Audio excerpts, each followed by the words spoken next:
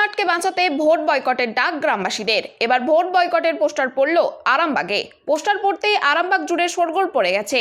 জানা গেছে হুগলির আরামবাগ ব্লকের তিরোল পঞ্চায়েতের মানদারা 22 মাইল গ্রামে একটি খেলার মাঠকে আরামবাগ পৌরসভা কর্তৃক রেকর্ড ও ডাম্পিং গ্রাউন্ড তৈরি করার প্রতিবাদে অনির্দিষ্টকালের জন্য মানদারা গ্রামের 9 নম্বর বুথের মানুষরা ভোট বয়কটের ডাক দিয়েছেন।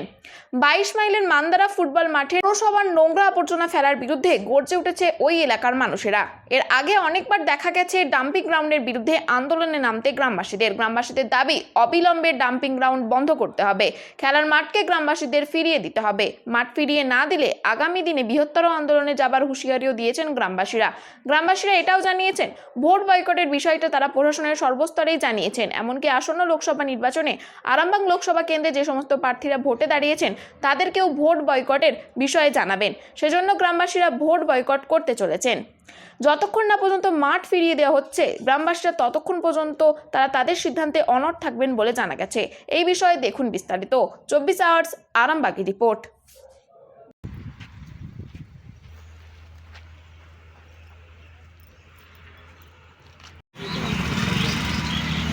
ভোট বয়কট ডাক মানে হচ্ছে আমাদের তিরোল গ্রাম পঞ্চায়েতে একটা খেলার মাঠ আছে।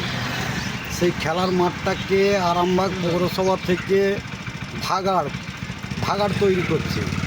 সেইটা আমরা বহাল রাখার জন্যে আমরা মাদরা গ্রাম বা দাদনপুর গ্রাম সেই হচ্ছে তোমার মাঠটাকে বাঁচানোর জন্যে আমরা ভোট বয়কট। একটা ওয়াটার সাপ্লাই জল ট্যাঙ্ক আছে, সেখানে 7 থেকে 8টা গ্রাম জল যায়। 3 ফুট নিচে পাইপ আছে, কোনো রকম করে পাইপ লিক হয়ে যদি তার পরে পরিবেশ দূষণ হবে বা জল খেয়ে অসুস্থ হবে মানুষরা, ওই কারণে আমাদের গোটা গ্রামবাসী মিলে ভোট বয়কট। এই গ্রামে কতজন ভোটার আছে আপনার? ভোটার আছে 997। কোন গ্রাম এটা? মাদরা। আর দাদনপুরে আছে 700 কত আছে। এখন যতদিন না আমাদেরকে ঠিক প্রতিশ্রুতি আমাদের কাছে আসছে লিখিতভাবে, আমাদের কিন্তু ভোট বয়কট থাকবে। পৌরসভা কি কাজ করছে এখন? পৌরসভা ওরা রাস্তা করার জন্য করেছিল, আমরা বৃহত্তর আন্দোলন করে সেটাকে রুখেছি।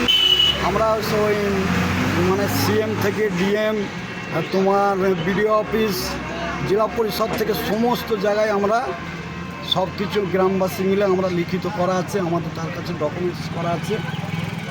ডকুমেন্টস আছে। এটা কবে পোস্টারটা দিয়েছেন আপনারা? পোস্টারটা আগামীকাল দেওয়া হয়েছে।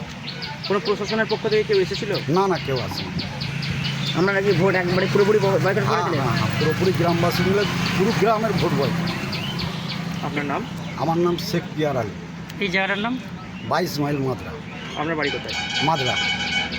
আদেও কি বয়কট করে কিছু সুরাহা হবে কি মনে হচ্ছে?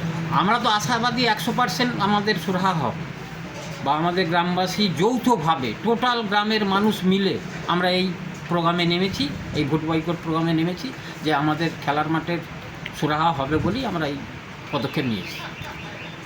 আপনারা কি কোন পার্টির সমর্থক? আমরা বর্তমান যে সরকার তারই সমর্থক। তাহলে সেই সরকারই তো আরামবাগ পৌরসভায় চালাচ্ছে। হ্যাঁ, তা সত্ত্বেও কেন এরকম হচ্ছে? তা সত্ত্বেও কেন এটা হচ্ছে সেটাই তো আমাদের কাছে ধোঁয়াশার মধ্যে। আমরা তো জানি না যে আমাদের এইটাকে মাঠটাকে এইভাবে নিয়ে নেবে। দীর্ঘ আজ 47 থেকে 48 বছর আমরা এই খেলার মাঠটাকে ব্যবহার করে আসছি, যে খেলার মাঠটাকে যে এইভাবে একটা ভেস্ট ল্যান্ড, এই ভেস্ট ল্যান্ডটা আমাদের যে এখন বর্তমান সরকার, সেই সরকার যে ওনাদিকে হ্যান্ড ওভার করে দেবে এটা আমরা ভাবতে পারি, বা হ্যান্ড ওভার করে দিচ্ছে যখন আমাদের পঞ্চায়েতের। দাদা, 22 মাইলের যে খেলার মাঠ আছে সেখানে ডাম্পিং গ্রাউন্ডে একটা পরিকল্পনা হয়েছিল পৌরসভা থেকে, তা ওরা আজকে ভোট বয়কটের ডাক দিয়েছে, কী বলবেন বিষয়টা? ভোট বয়কট করলে কি ওর খেলার মাঠ হয়ে যাবে?